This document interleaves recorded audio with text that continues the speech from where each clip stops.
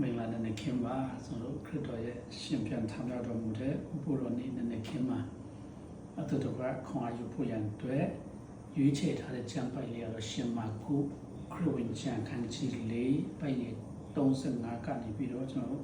41ဖြစ်ပါတယ်ဒီထဲမှာကျွန်တော်တို့သူတစ်ဖြစ်ကျွန်တော်ဖတ်ချင်တဲ့အချက်လေးကျွန်တော်တစ်ချက်ပဲရှိပါတယ်35 36ကိုကျွန်တော်ဖတ်ချင်ပါတယ်ထိုနေ့ညချိန်၌ကိုရောကကမ်းတစ်ဖက်သို့ကူးကြကောင်းအံ့ဟုမိန်တော်မူလျင်တပည့်တော်တို့သည်လူစုဝေးရာမှထွက်၍လီပေါ်၌ရှိနှင့်သောကိုရောပါလျက်တွားကြ၏နောက်တော့တိုင်ပုံကြည့်ပါစေဒီနေ့သူတစ်ဖြင့်အကုန်လုံးကျွန်တော်ပုံသူ့ရဲ့အကျိုးကြောင့်ကိုအကုန်လုံးကျွန်တော်မဖတ်တော့ဘူးအထူးသဖြင့်ဒီနေ့တော့ပေါ်ပြချင်တာကကမ်းတစ်ဖက်သို့ကူးကြကောင်းအံ့ဆိုပြီးတော့ကိုရောကနေသူ့ရဲ့တပည့်တော်လေးကိုမိမ့်မတဲ့စကားလေးကိုကျွန်တော်တို့တစ်ဖြင့်ပေါ်ပြချင်တာဖြစ်ပါတယ်ဆိုတော့ဒီပုံပြင်လေးပြန်ပြီးတော့ဒီဖြစ်ဖြစ်လေးပြန်ပြီးကြည့်မယ်ဆိုရင်ခရစ်တော်ကသူ့ရဲ့တပည့်တော်လေးကိုဟိုဘက်ကိုတွားရအောင်အရင်တစ်ဖက်ကကိုကူးရအောင်ဆိုတော့သူ့ရဲ့တပည့်တော်လေးကိုခေါ်လိုက်တဲ့ဟာဖြစ်ပါတယ်ဆိုတော့အဲ့ဒီနဲ့အားလုံးလေးပေါ်တက်ပြီးတော့အိုင်ပြင်ပေါ်တွားနေတဲ့ချိန်မှာအိုင်လေရောက်နေတဲ့ချိန်မှာပြန်လက်ဖို့လည်းခဲစက်တော့လည်းမလွယ်တော့တဲ့အချိန်ရောက်လာတဲ့အခါကျတော့ဘာဖြစ်လဲဆိုရင်မုန်တိုင်းထလာပြီးတော့ရေလိုင်းတွေလှုပ်လာတယ်ဆိုတော့သူလေထူလုံးကမောက်လို့မတက်ဖြစ်နေတဲ့အချိန်တပည့်တော်တွေကလည်းပဲသူတို့ခွန်အားနဲ့ကြိုးစားပြီးတော့တမ်းရေလိုင်းလည်းမငြိမ်လေလိုင်းလည်းပဲမငြိမ်တီလူမတက်ဖြစ်နေကြတဲ့အချိန်မှာခရစ်တော်ကိုသွားပြီးတော့နိုးကြတာဖြစ်ပါတယ်ခရစ်တော်ကိုသွားနိုးလိုက်တဲ့အချိန်မှာခရစ်တော်ကအမိန့်ပေးလိုက်တော့လေရောရေလိုင်းတွေရောအကုန်လုံးကညီတက်သွားတယ်ဆိုတော့ကျွန်တော်တို့ဒီအချမ်းဖြစ်တဲ့ပုံပြင်လေးဖြစ်ပါတယ်ဆိုတော့နေုံတင်မကပဲသူ့နောက်လိုက်လာတဲ့တပည့်တော်တွေကလည်းပဲခရစ်တော်ရဲ့နမိတ်လက္ခဏာမြင်ပြီးတော့အော်တဘာဝမုန်တိုင်းတွေတောင်ရေလိုင်းတွေတောင်ကျွန်တော်တို့ခရစ်တော်ရဲ့စကားကိုနားထောင်ကြပါလားဆိုတော့အော်စရာတွေသူရွေးချယ်တဲ့သူတပည့်တော်တွေတောင်မှခရစ်တော်ရဲ့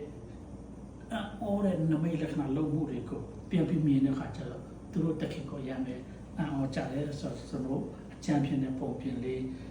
အဖြစ်ပြက်လေးနဲ့ကျွန်တော်တည်တဲ့အရာလေးဖြစ်ပါတယ်ဆိုတော့ဒီအရာလေးအားလုံးကိုခြုံပြီးတော့ကြည့်ရတဲ့အခါကျရင်ပထမဆုံးအရေးကြီးတာက ID ဖက်ကနေပြီးတော့ဟိုဖက်ကန်းကိုခေါ်သွားဖို့ရန်အတွက်ခေါ်တာကဘာလို့လဲဆိုတော့ခရစ်တော်ကိုယ်၌ဖြစ်ပါတယ်ဆိုတော့အဲ့ဒါကဘာမှအရင်ရေးကြည့်လို့ကျွန်တော်ဒီနေ့ပေါ်ပြချင်ပါတယ်ဆိုတော့လူတွေကမွေးတဲ့အချိန်ကနေဆက်တော့တည်တဲ့ထိတိုင်အောင်ကျွန်တော်ဒီပင်လေပြင်ပေါ်မှာခရီးသွားတဲ့ဧည့်သည်တွေလိုပဲကျွန်တော်တခါတလေလေတိုင်းလေးပဲလာတယ်တခါလေရေတိုင်းတွေလည်းပဲလာတယ်မမျောလင့်ထားတဲ့ခက်ခဲတွေမထင်ထားတဲ့ပြဿနာတွေကကျွန်တော်ဘဝခရီးမှာကြုံတွေ့လေးရှိပါတယ်စာရေးဆရာလည်းပြောပြပါတယ်ဘဝပင်လေထဲမှာကျွန်တော်ရွတ်လွတ်နေလေရွတ်လေလိုပဲတခါတလေချက်လည်းပဲရေလမ်းကြောင်းပြောင်းလိုက်တခါတလေလေကြောင်းမလို့ဟိုဖက်ရောက်လိုက်ဒီဖက်ရောက်လိုက်နဲ့အရင်ရုံးကန်ရတယ်ကြိုးစားရတယ်ဆိုတော့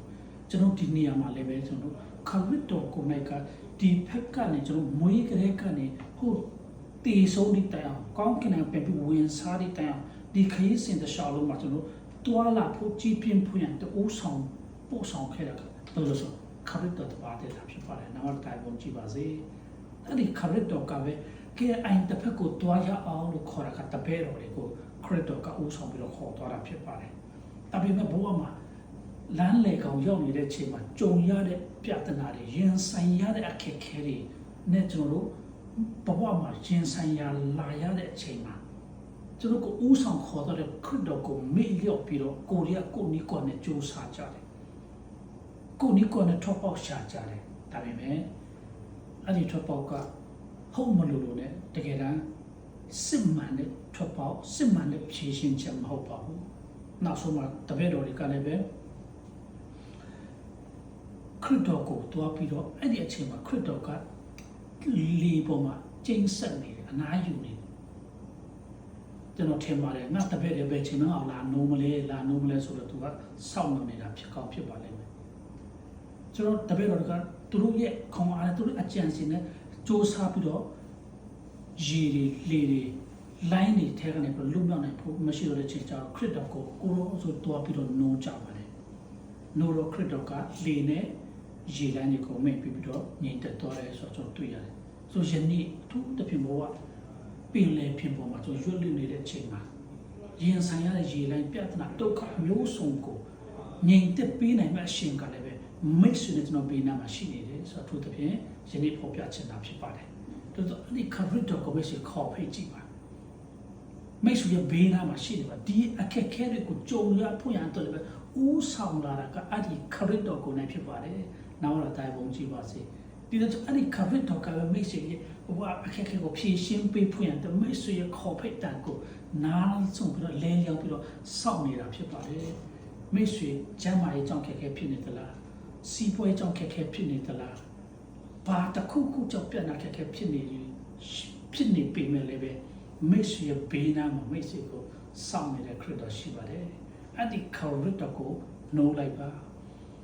မိတ်ဆွေမထင်မှတ်ထားတဲ့ခရစ်တော်ရဲ့ထူးခြားတဲ့ဘုံတကူတဲ့ထူးခြားတဲ့သူ့ရဲ့မျက်မှောက်တော်ကိုမိတ်ဆွေမျက်ဝါးထင်ထင်မြင်ရမှာဖြစ်ပါတယ်ဒီမှာတပည့်တော်တွေကလည်းပဲအဲ့ဒီခရစ်တော်ရဲ့ထူးခြားမှုကိုလေလိုင်းတွေမုံလိုက်တဲ့တောင်မှစကားနားထောင်ပြီးတော့အကုန်လုံးငြိမ်သက်တော့မြင်တွေ့တဲ့ချိန်ကျသူတို့လိုက်နေသူတို့ဆရာကောင်းသူတို့ရဲ့တခင်ဖြစ်တဲ့တခင်ယေရှုတော်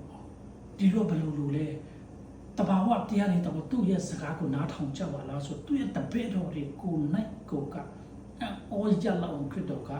ထူးခြားမှုတွေကိုမြတ်ဝါတင်တင်ပြသတာဖြစ်ပါတယ်ဒီလိုပဲမိတ်ဆွေဘဝမှာလည်းပဲအဲ့ဒီခရစ်တော်ကမိတ်ဆွေဘဝကထူးခြားမှုမြတ်စွာကိုပြသဖွဲ့တဲ့မိတ်ဆွေရဲ့ခေါ်ဖိတ်တန်ကိုစောင့်နေပါတယ်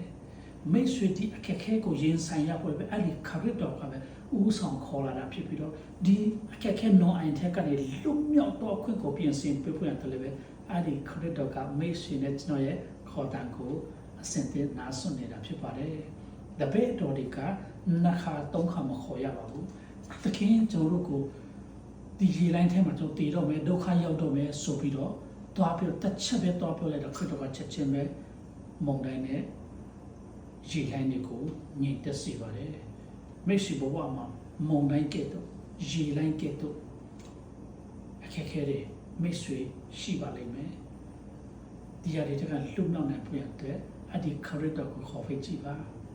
အဲ့ဒီခရစ်တော်ကပဲဒီနေရာကနေဒီနေရာကိုဦးဆောင်ဖော်ဆောင်တွားဖို့ရတဲ့အဲ့ဒီခရစ်တော်ကပဲဦးဆောင်ပေးတာဖြစ်ပါတယ်နာမတော်တိုင်ပုံကြည့်ပါစေအာမင်